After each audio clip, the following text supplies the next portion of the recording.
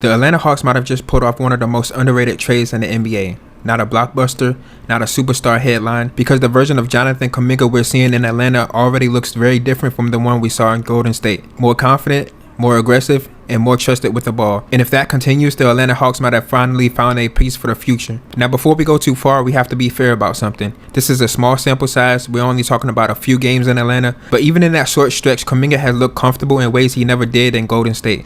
The confidence is higher, the opportunities are different. So the real question becomes, was Kuminga underutilized with the Warriors, or is Atlanta simply a better environment for his game?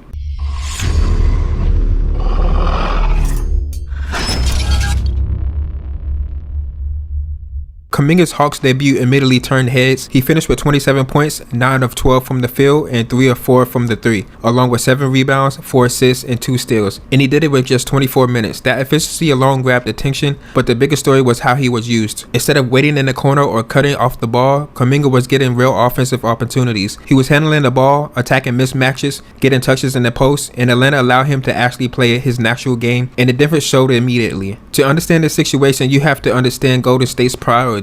The Warriors are built to win championships. When you're playing next to a superstar like Stephen Curry, every possession matters. That means young players are asked to stay in a very specific role. For Kuminga, that role was about defense, rebounding, screen setting, and energy plays, essentially becoming a role player with the Warrior system. But Kuminga never saw himself strictly as a role player. He always believed he could grow into something bigger, and Golden State didn't always give him the most consistent freedom to explore that part of his game. Another layer to this situation involves the head coach Steve Kerr. Kerr has built one of the most successful systems in modern basketball, but sometimes systems can get rigid. At times it felt like Kuminga needed to fit the system perfectly instead of the system adjusted to help him develop his game. There were stretches where Kuminga played well but still saw inconsistent minutes, and some people believe Kerr wanted to prove Kuminga needed to play a specific way in order for them to succeed.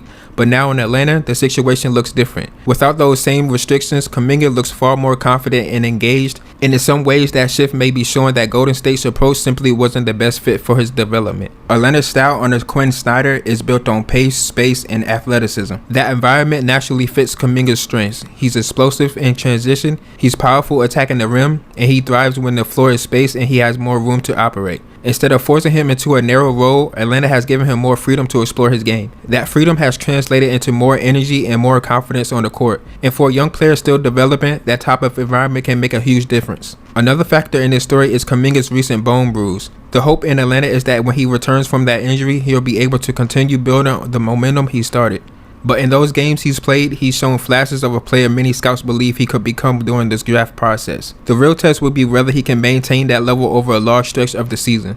For Atlanta, the beauty of this trade is the risk level. They didn't have to give up a massive haul, but they gained a player with real upside. If Kuminga keeps developing, the Hawks might have added a dynamic young forward who fits their identity perfectly. And if things don't fully work out, the cost of the move was still relatively manageable. That's exactly what teams look for in smart long-term trades. Right now, the Kuminga experiment in Atlanta is just getting started, but early signs are promising. If he continues this trajectory when he returns from the bone bruise, the Hawks may have found something special, and the Warriors might eventually wonder if letting him go was a mistake.